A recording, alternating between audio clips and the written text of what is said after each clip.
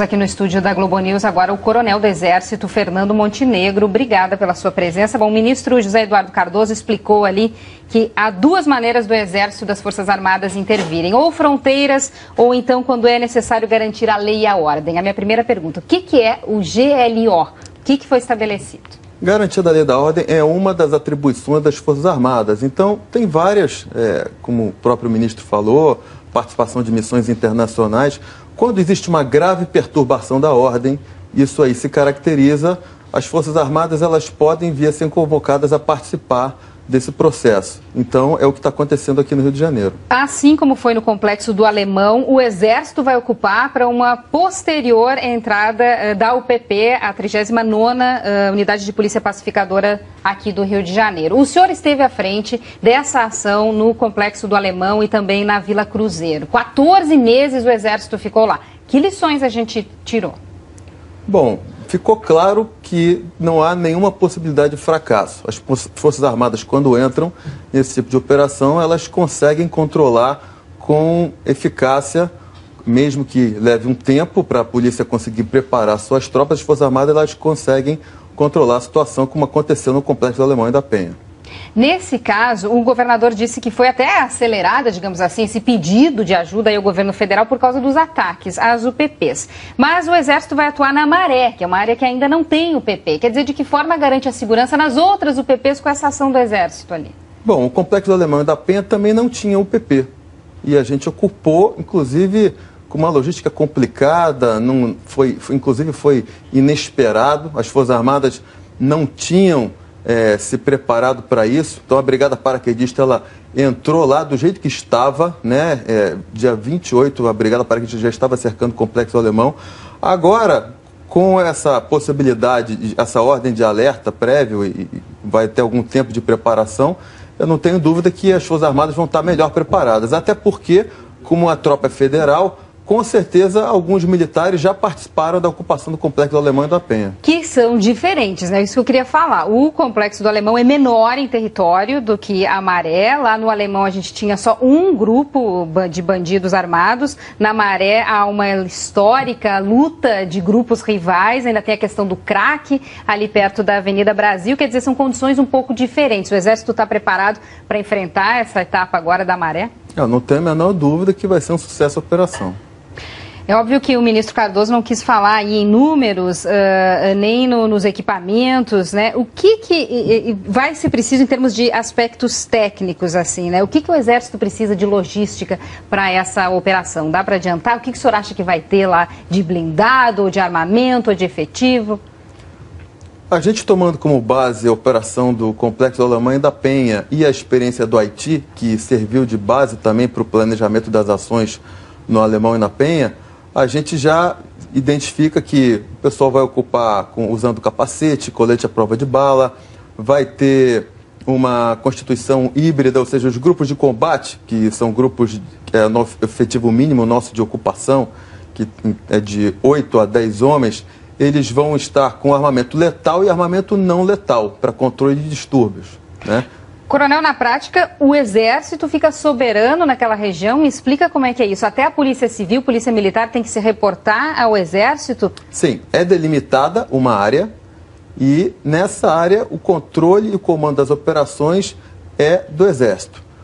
Se for seguir o que aconteceu no Alemão e na Penha, vai ter provavelmente o comando de um oficial-general e 2 coronéis, cada um comandando uma força-tarefa com aproximadamente 800 homens, né? Eu acredito que deve ser esse o modelo a ser seguido na ocupação da Maré. E lá dentro, a polícia e o guarda municipal, qualquer agente de ordem pública que vá atuar, ele tem que atuar, em princípio, em conjunto com as Forças Armadas ou sob autorização do comandante da Força de Pacificação. Um ponto importante aí é a atuação da Justiça. Quer dizer, os mandados de prisão, de busca e apreensão continuam sendo necessários, apesar do Exército ter esse papel de polícia aí durante esse período. E eu lembro que na época do Alemão havia mandados de busca e apreensão coletivos para ruas inteiras, o que acabou sendo depois, inclusive, criticado. Como é que o senhor acha que vai ser nesse caso? Bom, a ocupação do Alemão e da Penha, no começo, teve uma apreensão enorme de armas e droga por causa desse mandado de busca e apreensão coletivo. Quando foi sustado esse mandado de busca e apreensão coletivo, essa apreensão ela teve um retardo enorme, então diminuiu muito. Então, quanto mais tempo puder ser mantido esses mandados de busca e apreensão coletivo, mais eficazes serão as operações, eu não tenho a menor dúvida.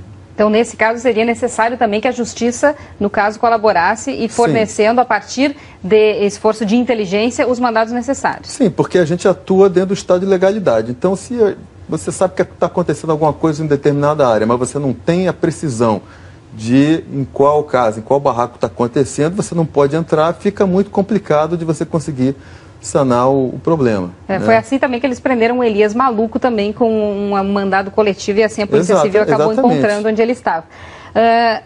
Vai ter reforço de outros estados? Porque quando houve a ocupação do Alemão foi necessário pedir ajuda de soldados que vieram do Sul e vieram de outras regiões do Brasil e não conhecem o Rio de Janeiro, especialmente as favelas do Rio de Janeiro, que é uma área, né, bastante peculiar. O senhor acha que vai ser necessário vir gente de fora e essas pessoas vão poder atuar no Rio também com segurança?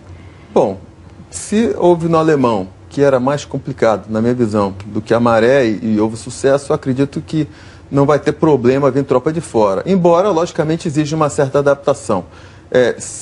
Eu acredito que agora o próximo contingente deve estar vindo de Mato Grosso, né? Mato Grosso deve ser o próximo contingente. O Exército ele tem um centro de instrução de garantia da lei da ordem, que fica em Campinas. Essa unidade, ela estuda essa parte de garantia da lei da ordem, ela colhe as experiências das operações anteriores do Exército e lá é um multiplicador de doutrina. Então, normalmente, militares com experiência nesse tipo de atividade são os instrutores de lá e é uma transferência de experiência. Então, com certeza, a tropa que está vindo, ela vai fazer um treinamento lá, vai ser compartilhada essa experiência que já existe e, a partir daí, a tropa vai vir para cá operar. No caso do Alemão e da Penha, os primeiros contingentes eles eram muito fortes em militares com experiência no Haiti. E agora eu acredito que vai ocorrer a mesma coisa. Então, deve ser entrada aqui. A primeira tropa que vai entrar não é uma tropa inexperiente. Provavelmente são militares com experiência no Haiti e até na ocupação do Alemão e da Penha. Bom, a gente sabe que aí vocês precisam de uma logística, precisam de um quartel perto, né? São muitas pessoas. E como é que fica, digamos assim, a hierarquia, né? O senhor trouxe até alguns gráficos, um organograma para mostrar para a gente como é que fica como é que funciona naquela região a ligação, especificamente. Bom, tá aí. Esse organograma, ele mostra como é que é o nível de ligação. Então, normalmente aqui no estado do Rio de Janeiro, um oficial general, 4 estrelas, é o comandante militar do leste, ele, na Operação Arcanjo, ele fazia a ligação direta com o governador do estado e tinha ligado a ele diretamente um general de brigada, um general de 2 estrelas, que se ligava com o secretário de segurança, né? Ele tem o staff dele, o Estado-Maior. E então, ligado à Força de Pacificação, a gente tem ali 2 batalhões de infantaria, cada um com aproximadamente 800 militares. Eu acredito que deve seguir um modelo semelhante na Maré. O comando da Polícia Militar nessa ligação, e abaixo do comando da Polícia Militar, então, tem um batalhão de campanha da polícia. Esse batalhão de campanha é o batalhão que opera na área, né? Só que com efetivo muito menor, aproximadamente uns 10 vezes menor, então uns 80 homens mais ou menos. E tem uma delegacia da Polícia Civil que trabalha na área fazendo a parte que a Polícia Civil tem que fazer. Então vai trabalhar normalmente em subordinação, em cooperação com a Força de Pacificação. Hoje o secretário Beltrame disse que não há lugar do Rio de Janeiro que a Polícia Militar não entre, mas que é difícil ela se manter dentro de uma comunidade como a Maré, que aí só o Exército poderia fazer isso. E o senhor acabou de dizer aí que acha que é mais fácil na Maré do que foi no Alemão. Por quê? Porque já tem uma experiência anterior das Forças Armadas. Okay. Então, já tem uma metodologia de planejamento, de treinamento para a tropa e haverá um tempo de preparação para essa tropa. Então, eu acredito que vai ser bem mais simples do que no Alemão, que a Brigada Paraguaista entrou lá, não tinha nem informações de inteligência para operar e resolveu. Quer dizer, isso é o começo de tudo, né? A gente tem aqui um outro gráfico que mostra a força de pacificação. Sim, normalmente, isso daí é como é que funciona a parte legal da atuação policial, né? Então, a delegacia da Polícia Civil é para onde são conduzidas pessoas que cometem crimes comuns.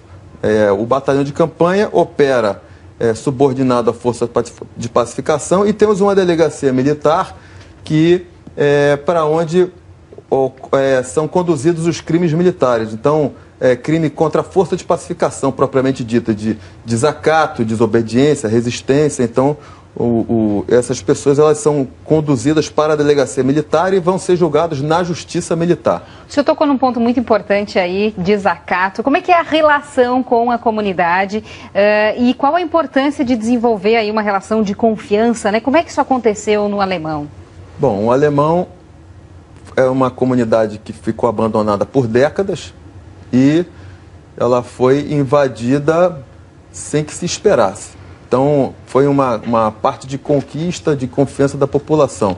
Hoje em dia, já existe uma ideia coletiva na sociedade do Rio de Janeiro que, quando as Forças Armadas entram, existe uma melhora consistente na qualidade de vida. Isso aconteceu no Alemão, aconteceu na Penha e eu não tenho dúvida que, entrando as Forças Armadas aí e havendo uma parceria do Estado na melhoria das condições de educação, sanitárias, vai ser feita uma associação positiva também à atuação das Forças Armadas, assim como ocorreu no Alemão. Quer dizer, a força policial, a retomada do território é a primeira coisa, é isso que sempre o governo vem dizendo. Sim, tem que ocorrer uma parceria, não é uma atuação que é feita só na força, então tem que ter ações sociais em paralelo. Nesse caso lá, o governador disse que tem muitos bandidos que agem em Zona Sul, Zona Norte, depois voltam e se refugiam na Maré. Existe já informação de inteligência em relação a isso, ao que procurar lá dentro?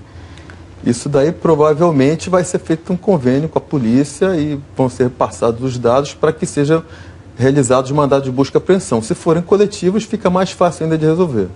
Ok, muito obrigada pela sua participação aqui. Eu conversei agora com o coronel do Exército, Fernando Montenegro, que esteve à frente, então, do trabalho do Exército lá no conjunto de favelas do Alemão. Vamos esperar como é que vai ser essa segunda etapa do trabalho, né? Obrigada pela sua vinda aqui até a Globo News.